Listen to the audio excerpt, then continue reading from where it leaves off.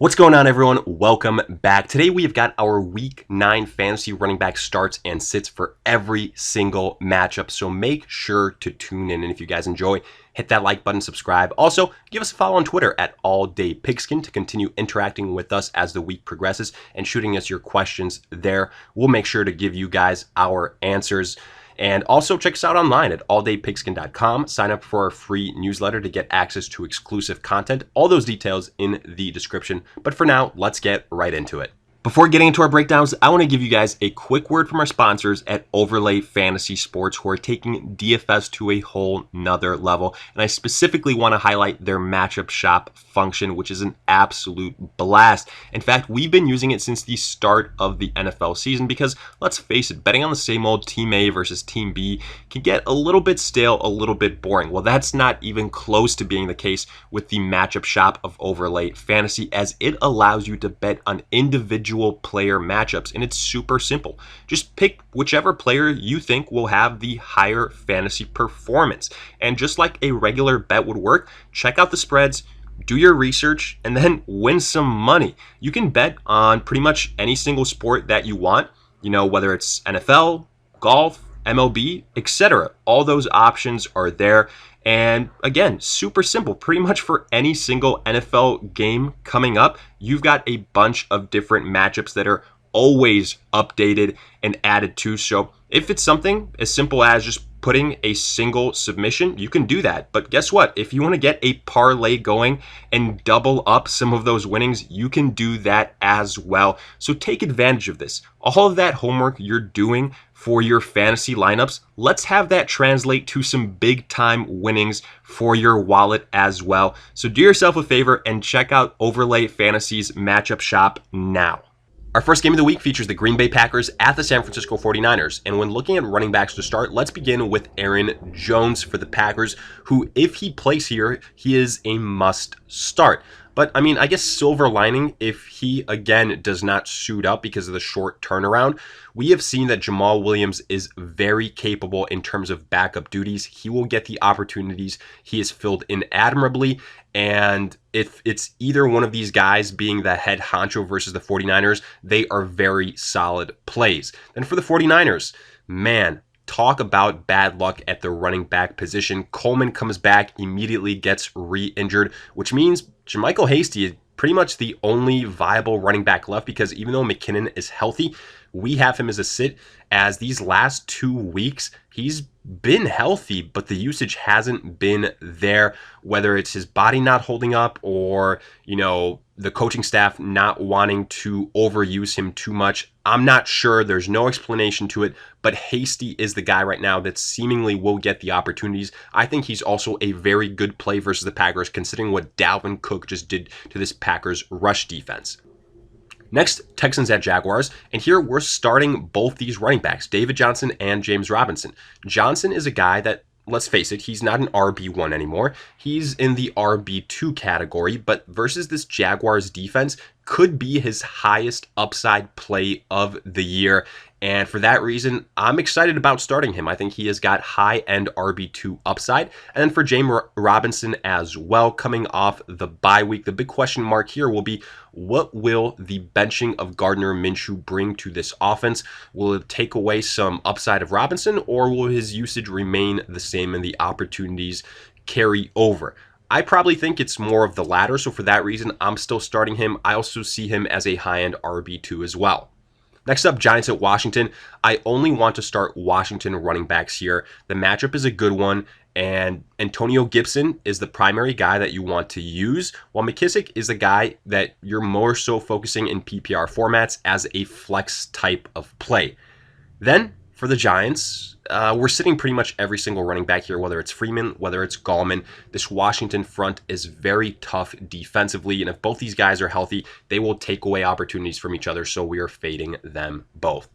Next up, Ravens at Colts. We don't want to start a single running back here. Mark Ingram might not play again, but if he does, that's even more reason why you should avoid this backfield. The Colts have a very good, balanced defense. Lamar Jackson will continue to take away opportunities from these running backs, and whether it's Dobbins or Gus Edwards or a combination of both, again, they are taking away opportunities from each other and the consistency won't be there, so pass on them. And then same for the Colts. This Ravens defense is a tough unit. Jonathan Taylor, supposedly a little bit nicked up, maybe explains his disappointing performance this last week. And then Naheem Hines, yes, he had a big week, but the last time that happened was week 1. And then how did he follow that up in his week 2 performance? Again, too many inconsistencies, so we would rather sit the rushers for the Colts here. Moving on, we've got the Lions at the Vikings.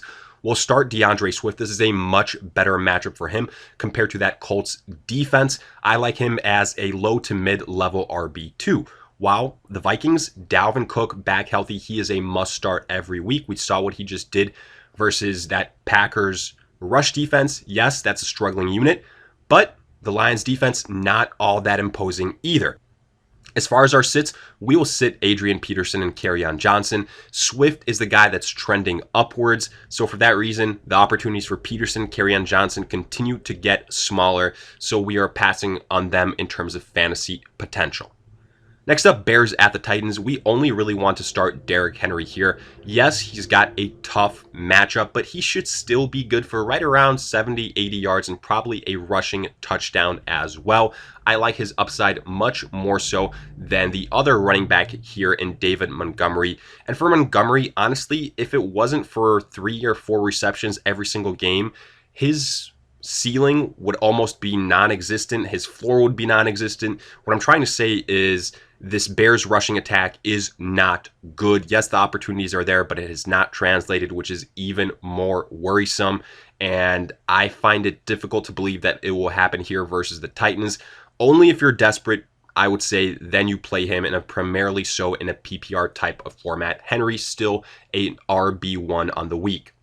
Afterwards, Panthers at the Chiefs, and there's a big question mark here. The Panthers could potentially get Christian McCaffrey back, and if that is the case, I like him as a top 10 running back on the week. Yes, the usage might not be 100% what we would expect, just because this is potentially his first game back, and Mike Davis has earned some carries. But either way, McCaffrey is a lead dog when he is back, so keep an eye out on that. And obviously, if not available, you fire up Mike Davis as a high-end RB2 of sorts.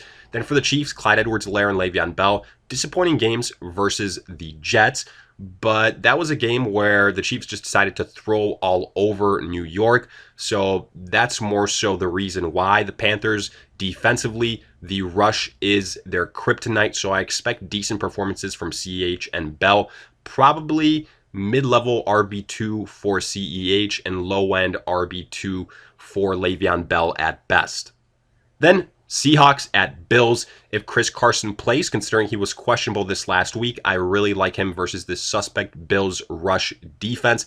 If not, DJ Dallas proved that he could have some success, so I would fire him up instead. But if Carson plays, I see him as a top 10 rusher.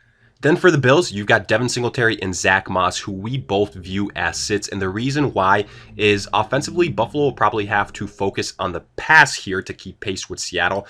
So that puts the rushing attack on a secondary level. And with both Moss and Singletary healthy, that's going to take away opportunities from both of them. It's going to bring some inconsistencies. So we would pass on them here due to the matchup into the potential gameplay.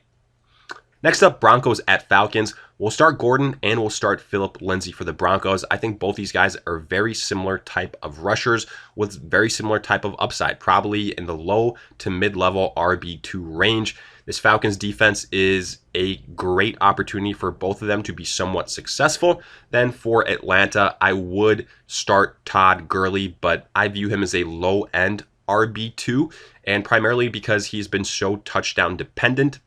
I think Atlanta will have to focus more so on the passing attack here. So for that reason, as crazy as it might sound, even with a running back by committee, I view Gordon and Lindsay as the better plays than Gurley in Week 9. Next up, Raiders at the Chargers. I'm starting Josh Jacobs and I'm starting Justin Jackson. Josh Jacobs has the higher ceiling. I think he's going to be a top 15 running back on the week. And then Justin Jackson, since the absence of Austin Eckler, he has looked like the better rusher compared to himself and Josh Kelly. I like him a lot in this matchup as well. probably right outside of that top 15 running back range, mid-level RB2 on the week. And then I'm sitting Josh Kelly. It's become apparent that Kelly is the second fiddle to Justin Jackson, so I am passing on him here. Afterwards, Dolphins at the Cardinals. I'll start Myles Gaskin and I'll start Chase Edmonds, but Edmonds is the much better play. We don't know how long the Kenyon Drake injury will last, but we know that Edmonds will be the guy this week, and I think he's the better overall player compared to Kenyon Drake, especially as a pass catcher. So I think he's got RB1 upside on the week. It'll be interesting to see what we get from Myles Gaskin. I probably view him as a low-end RB2 just because this offense, even though it's coming off a win with its first start from Tua, is still figuring some things out, but it's got a decent matchup versus the Cardinals. Then we've got the Steelers at the Cowboys. James Conner is, in my opinion, going to be a top 5 running back this week. He is one of the surest starts at the position versus this awful Cowboys defense. He is a set and forget candidate, could potentially have the best week at the position. And then, as crazy as it sounds, we are sitting Ezekiel Elliott. Yes, we've gotten to that point. The Cowboys have looked awful offensively since the injury to Dak Prescott. And the Steelers defense will be their toughest challenge of the year, whether it's Dalton, whether it's DiNucci. Elliott is a pass due to the matchup. Afterwards, Saints at Bucks. We're starting Alvin Kamara. Absolutely. Yes, it's a tough matchup, but even in a tough matchup versus the Chicago Bears this last week, he was able to put together decent numbers. I think he can do the same here versus the Bucks. Low-end RB1 on the week. And then it's kind of a pick and choose game for the Bucks, whether it's for Jones or Fournette. I'm going to favor Jones slightly just because I think with this being the first game to potentially get Antonio Brown, Leonard Fournette might lose some opportunities as a pass catcher, so Ronald Jones could have a bigger role as a pure rusher. So I see him as that low-end RB2 out of the bunch, and like I said before, Leonard Fournette earns the sit. And then finally, we've got the Patriots at the Jets. This isn't a sexy game by any means.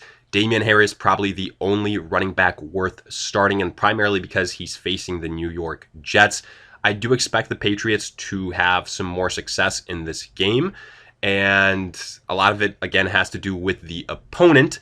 But with all those things said, it'll probably be a rush-heavy type of performance, so I'm not all that on the James White bandwagon for this week. If so, you're obviously only going to start him in PPR type of format, so keep that in mind. And then for the Jets, Frank Gore and P. Ryan are still both being used almost evenly. So for that reason, on this bad of an offense, it pretty much leads us to eliminating both of them as viable options.